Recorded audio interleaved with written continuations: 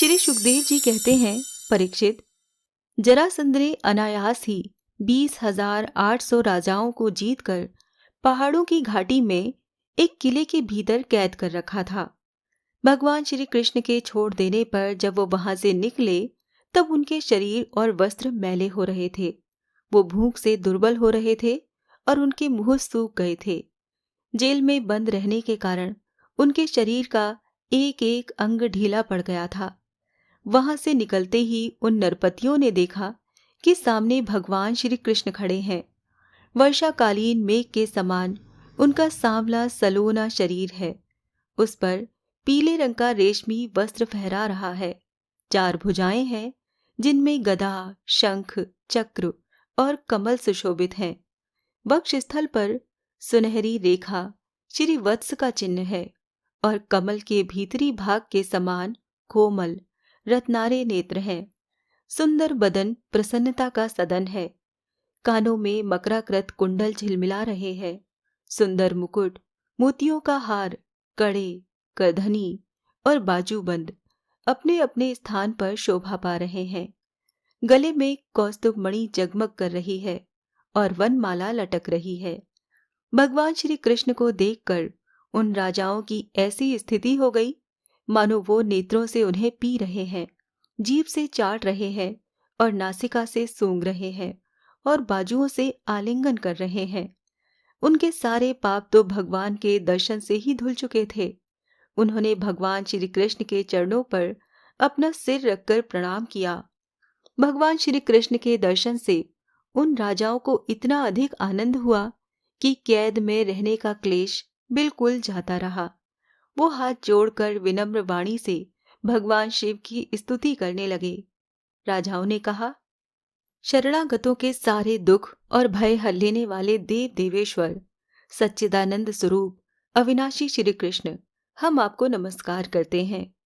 आपने जरासंध के कारागार से तो हमें छुड़ा ही दिया, अब इस जन्म मृत्यु रूप घोर संसार चक्र से भी छुड़ा दीजिए, क्योंकि हम संसार में दुख का कटु अनुभव करके उससे ऊब गए हैं और आपकी शरण में आए हैं। प्रभु, अब आप हमारी रक्षा कीजिए। मधुसूदन, हमारे स्वामी, हम मगधराज जरासंध का कोई दोष नहीं देखते। भगवन, ये तो आपका बहुत बड़ा अनुग्रह है कि हम राजा कहलाने वाले लोग राज्य लक्ष्मी से हटा दिए गए हैं, क्योंकि जो राजा अपने राज्य ऐश्वर्य के मद से उन्मत्त हो जाता है उसको सच्चे सुख की, कल्याण की प्राप्ति कभी नहीं हो सकती। वो आपकी माया से मोहित होकर अनित्य संपत्तियों को ही अचल मान बैठता है। जैसे मूर्ख लोग मृग तृष्णा के जल को ही जलाशय मान लेते हैं, वैसे ही इंद्रिय लोलुप और अज्ञानी पुरुष भी इस परिवर्तनशील माया को सत्य वस्तु मान लेते हैं। भगवन, पहले हम लोग धन संपत्ति के नशे में चूर होकर अंधे हो रहे थे। इस पृथ्वी को जीत लेने के लिए एक दूसरे की होड़ करते थे और अपनी ही प्रजा का नाश करते रहते थे। सचमुच हमारा जीवन अत्यंत क्रूरता से भरा हुआ था और हम लोग इतने अधिक मतवाले हो रहे थे कि आप मृत्यु रूप से हमारे सामने खड़े हैं, इस बात की भी हम तनिक परवाह नहीं करते थे। सच्चिदानंद स्वरूप श्री कृष्ण, काल की गति बड़ी गहन है। वो इतना बलवान है कि किसी के टाले नहीं टलता। क्यों न हो, वो आपका शरीर ही तो है। अब तो उसने हम लोगों को श्रीहीन निर्धन कर दिया है। आपकी अहेतुक अनुकंपा से हमारा घमंड चूर चूर हो गया है। अब हम आपके चरण कमलों का स्मरण करते हैं। विभो, ये शरीर दिन दिन क्षीण होता जा रहा है। रोगों की तो ये जन्म भूमि ही है। अब हमें इस शरीर से भोगे जाने वाले राज्य की अभिलाषा नहीं है, क्योंकि हम समझ गए हैं कि वो मृग तृष्णा के जल के समान सर्वथा मिथ्या है। यही नहीं, हमें कर्म के फल, स्वर्ग आदि लोकों की भी, जो मरने के बाद मिलते हैं, इच्छा नहीं है, क्योंकि हम जानते हैं कि वो निस्सार हैं।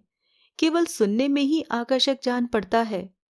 अब हमें कृपा करके आप वो उपाय बतलाइए जिससे आपके चरण कमलों की विस्मृति कभी न हो, सर्वदा स्मृति बनी रहे। चाहे हमें संसार की किसी भी योनि में जन्म क्यों न लेना पड़े। प्रणाम करने वालों के क्लेश का नाश करने वाले श्री कृष्ण, वासुदेव, हरि, परमात्मा एवं गोविंद के प्रति हमारा बार बार नमस्कार है। श्री सुखदेव जी कहते हैं, परीक्षित, कारागार से मुक्त राजाओं ने जब इस प्रकार करुणा वरुणालय भगवान श्री कृष्ण की स्तुति की, तब शरणागत रक्षक प्रभु ने बड़ी मधुर वाणी से उनसे कहा। भगवान श्री कृष्ण ने कहा, नरपतियों, तुम लोगों ने जैसी इच्छा प्रकट की है, उसके अनुसार आज से मुझ में तुम लोगों की निश्चय ही सुदृढ़ भक्ति होगी।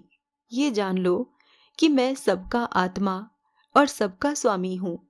नरपतियों, तुम लोगों ने जो निश्चय किया है, वो सचमुच तुम्हारे लिए बड़े सौभाग्य और आनंद की बात है। तुम लोगों ने मुझसे जो कुछ कहा है, वो बिल्कुल ठीक है, क्योंकि मैं देखता हूँ धन, संपत्ति और ऐश्वर्य के मद से चूर होकर बहुत से लोग उच्च श्रृंखल और मतवाले हो जाते हैं। है, नहुष, वेन, रावण, नरकासुर आदि अनेकों देवता, दैत्य और नरपति श्रीमद के कारण अपने स्थान से, पद से च्युत हो गए।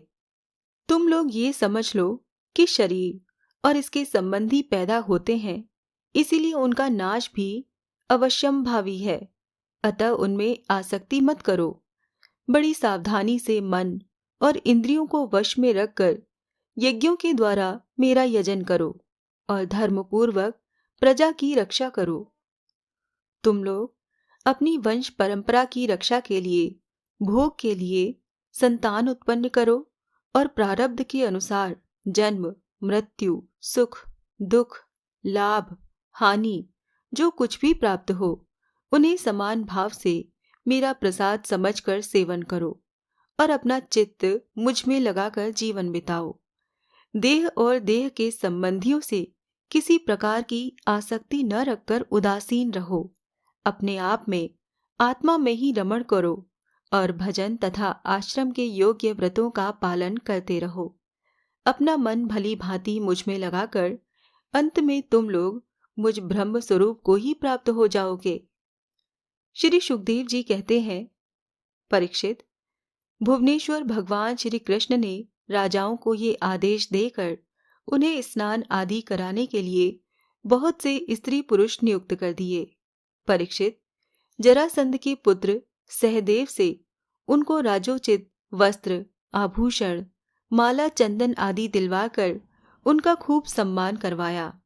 जब वो स्नान करके वस्त्र भूषण से सुसज्जित हो चुके, तब भगवान ने उन्हें उत्तम उत्तम पदार्थों का भोजन करवाया और पान आदि विविध प्रकार के राजोचित भोग दिलवाए। भगवान श्री कृष्ण ने इस प्रकार उन बंदी राजाओं को सम्मानित किया। अब वो समस्त क्लेशों से छुटकारा पाकर तथा कानों में झिलमिलाते हुए सुंदर सुंदर कुंडल पहनकर ऐसे शोभायमान हुए जैसे वर्षा ऋतु का अंत हो जाने पर तारे। फिर भगवान श्री कृष्ण ने उन्हें सुवर्ण और मणियों से भूषित एवं श्रेष्ठ घोड़ों से युक्त रथों पर चढ़ाया, मधुर वाणी से तृप्त किया और फिर उन्हें उनके देशों को भेज दिया। इस प्रकार उदार शिरोमणि भगवान श्री कृष्ण ने उन राजाओं को महान कष्ट से मुक्त किया। अब वो जगतपति भगवान श्री कृष्ण के रूप, गुण और लीलाओं का चिंतन करते हुए अपनी अपनी राजधानी को चले गए। वहां जाकर उन लोगों ने अपनी अपनी प्रजा से परम पुरुष भगवान श्री कृष्ण की अद्भुत कृपा और लीला कह सुनाई और फिर बड़ी सावधानी से भगवान के आज्ञानुसार वो अपना जीवन व्यतीत करने लगे। परीक्षित, इस प्रकार भगवान श्री कृष्ण भीमसेन के द्वारा जरासंध का वध करवाकर भीमसेन और अर्जुन के साथ जरासंध नंदन सहदेव से सम्मानित होकर इंद्रप्रस्थ के लिए चले। उन विजयी वीरों ने इंद्रप्रस्थ के पास पहुंचकर अपने अपने शंख बजाए, जिससे उनके इष्ट मित्रों को सुख और शत्रुओं को बड़ा दुख हुआ। इंद्रप्रस्थ निवासियों का मन उस शंख ध्वनि को सुनकर खिल उठा। उन्होंने समझ लिया कि जरासंध मारा गया और अब राजा युधिष्ठिर का राजसूय यज्ञ करने का संकल्प एक प्रकार से पूरा हो गया। भीमसेन, अर्जुन और भगवान श्री कृष्ण ने राजा युधिष्ठिर की वंदना की और वो सब कृत्य कह सुनाया जो उन्हें जरासंध के वध के लिए करना पड़ा। धर्मराज युधिष्ठिर भगवान श्री कृष्ण के इस परम अनुग्रह की बात सुनकर प्रेम से भर गए। उनके नेत्रों से आनंद के आंसुओं की बूंदें टपकने लगीं और वो उनसे कुछ भी न कह सके।